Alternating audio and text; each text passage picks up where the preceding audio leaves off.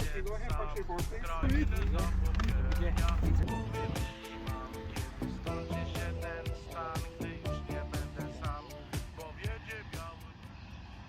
I love Beef. It's beef. A huge field full of big-eyed, adorable grazing Steaks. And so did the Turks 8,000 years ago based on archaeological remains. Beef is a serious problem for our environment. But if you believe any of that, you're a cow.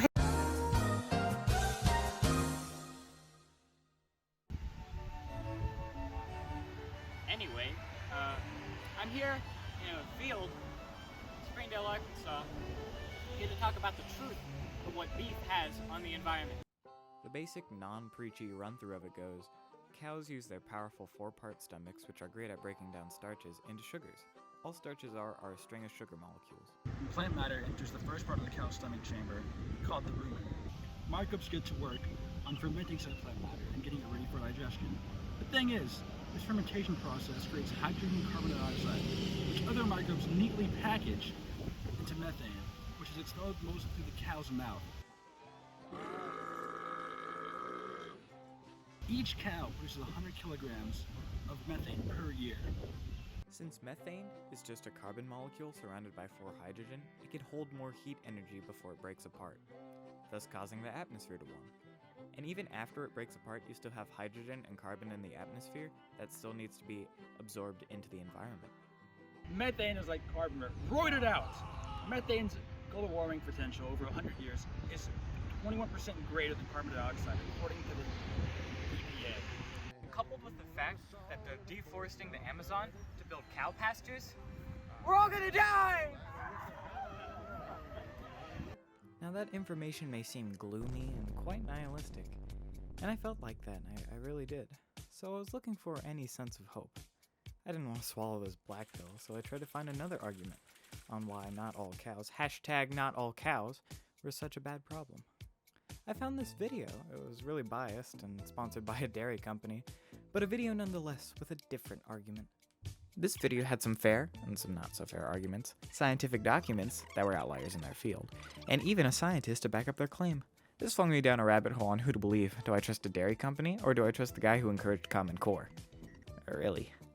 So after reviewing the studies and reviewing the criticisms of those studies, and then the criticisms of those criticisms, I've gotten a list together of some positive things and arguments that go against the norm of what you're taught in a normal climate change video. This may white pill some of you. Like, why don't we just, get rid of the cows and plant crops where the cows are? Not all crops grow everywhere. Grass. Grass grows everywhere. And you know what eats grass? Cows. Cows also play an important role in mitigating our own food waste. Corn? You eat corn. I eat corn. But what do we do with the stalks? We ship them out with the cows. Cows eat the stalks. When we eat nuts, what do we do with the leftover shells? We feed them to cows. Cows upshell inedible material and turn it into edible material. Yeah, I have a question about that. Why doesn't everyone just go vegan then? That's a great idea. Not everyone's going vegan. I'm not going vegan because I'm evil and I hate the environment. So people are gonna have to cover for it. That's just how people work. Telling people that eating meat is a bad thing isn't gonna get people to stop eating meat. You gotta make vegetables more appealing. You gotta make fruits more appealing. Like veggie straws. That's a great example. It's all about refining and optimizing the industrial beef production. Really, this problem comes down to the local scale. Depending on your area, maybe you can have cows that live a sustainable, non-carbon adding life. There are plenty of things to mitigate carbon pollution. We can replace the microbes in the cow's stomach with other microbes that don't package the hydrogen and carbon to make methane. We can feed them something like algae that does exactly that. Another great way of mitigating carbon is afforestation, rewilding, and reforestation by locking up the carbon in the atmosphere in trees and other plants. We can do so much. It's just, there's so much muck in us versus them and angry debate that we're not listening to each other.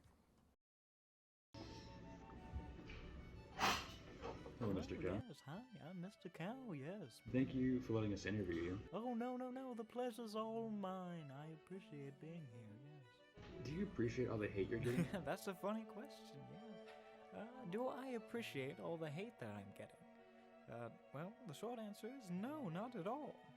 Really, the main source of carbon emissions caused by food is food waste. CO2 is being released by decaying material in landfills, so you shouldn't really worry about what you eat is hurting the environment, because I'm already butchered waiting on a shelf to be eaten. But you should be mindful of how much food you're wasting. Really, the short of it is, it's up to you.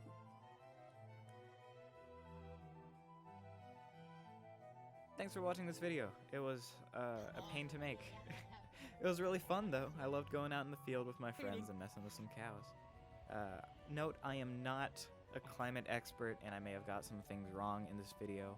I'm just a student who's trying to pass chemistry in English. Okay. Thanks for watching. Subscribe.